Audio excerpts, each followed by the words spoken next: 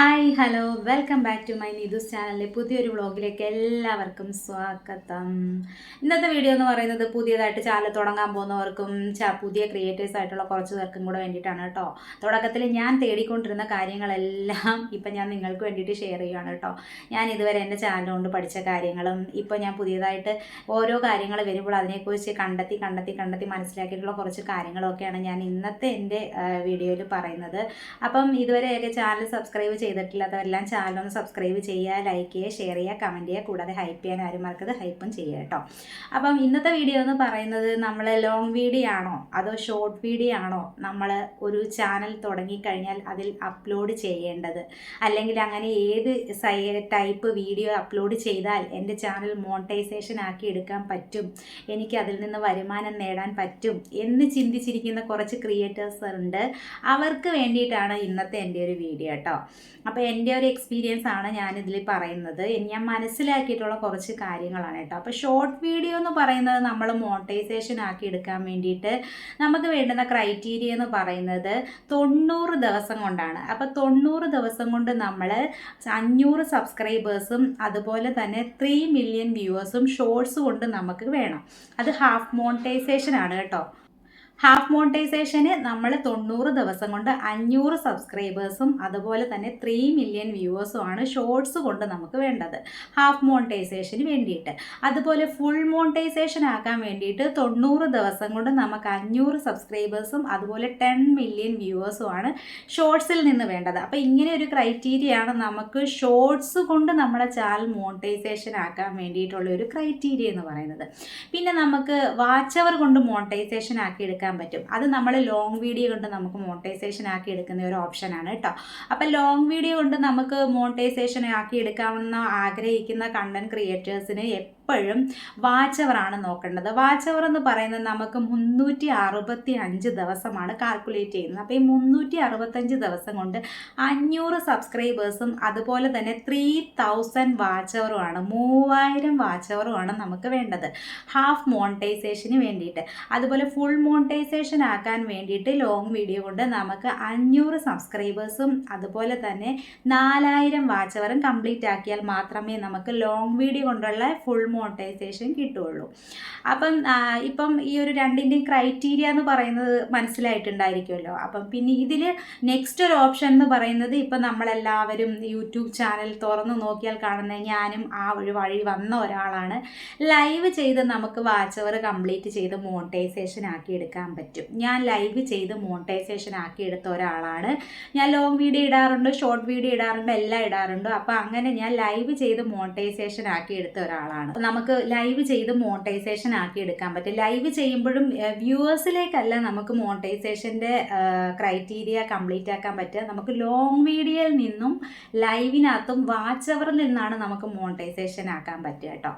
അപ്പോൾ അതിനകത്ത് പലതരം ലൈവുകളൊക്കെ ഉണ്ടെന്ന് എല്ലാവർക്കും അറിയാം. സ്ക്രീൻ കാസ്റ്റ് ഉണ്ട്, അതുപോലെ തന്നെ പിന്നെ ടുഗദർ ലൈവ് ഉണ്ട്, നോർമൽ ലൈവ് ഉണ്ട്, നല്ല പല രീതിയിലുള്ള ലൈവുകൾ നമ്മളെ യൂട്യൂബ് ചാനലിലൊക്കെ കാണാറില്ലേ. അപ്പോൾ അതുപോലെ ലൈവൊക്കെ ചെയ്തും വാച്ച് അവർ കംപ്ലീറ്റ് ആക്കി മോണിറ്റൈസേഷൻ ആക്കി എടുക്കാൻ പറ്റും.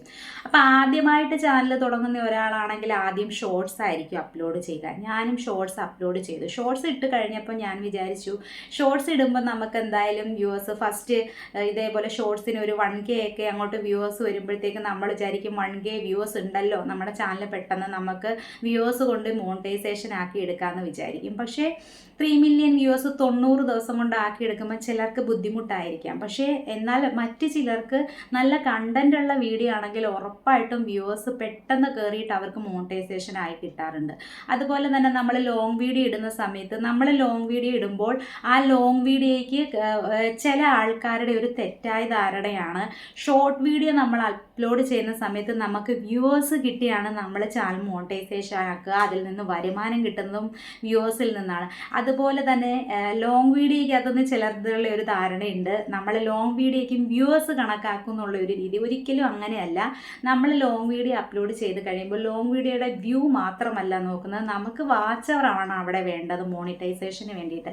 അപ്പം വാച്ച് അവർ കംപ്ലീറ്റ് ആക്കാൻ നമ്മളൊരു ലോങ് വീഡിയോ അപ്ലോഡ് ചെയ്യുന്നു. അപ്ലോഡ് ചെയ്ത് കഴിയുമ്പോൾ ആ ഓരോ വ്യക്തികളും എത്ര ടൈം ആ വീഡിയോ കണ്ടിട്ടുണ്ട്, അതാണ് നമ്മുടെ വാച്ച് അവർ എന്ന് പറയുന്നത്. നമ്മളപ്പോൾ ലോങ് വീഡിയോ ഇടുന്നു, അതുപോലെ തന്നെയാണ് ലൈവിൽ ഒരു വ്യക്തി എത്ര സമയം നമ്മുടെ ലൈവിൽ സ്പെൻഡ് ചെയ്യുന്നു എന്നുള്ളതാണ് നമുക്ക് കിട്ടുന്ന വാച്ച് അവർ എന്ന് പറയുന്നത്.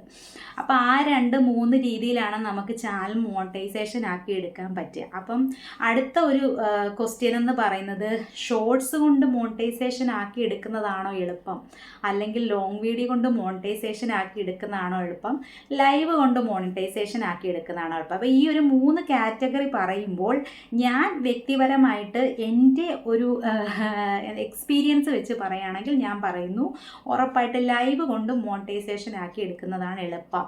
കാരണം എന്ന് പറഞ്ഞു കഴിഞ്ഞാൽ, അവിടെ നമ്മളൊരു ലൈവ് ഇട്ട് അവിടെ ഇരുന്ന് സംസാരിക്കുമ്പോൾ നമ്മുടെ ലൈവിൽ ഒരുപാട് വ്യൂവേഴ്സ് വന്നിട്ട് അവർ നമുക്ക് വാച്ച് അവർ തന്നു, നമുക്ക് മോണിറ്റൈസേഷൻ കിട്ടും. അപ്പം ഞാൻ എൻ്റെ എക്സ്പീരിയൻസ് മാത്രമാണ് ഇവിടെ ഷെയർ ചെയ്യുന്നത്.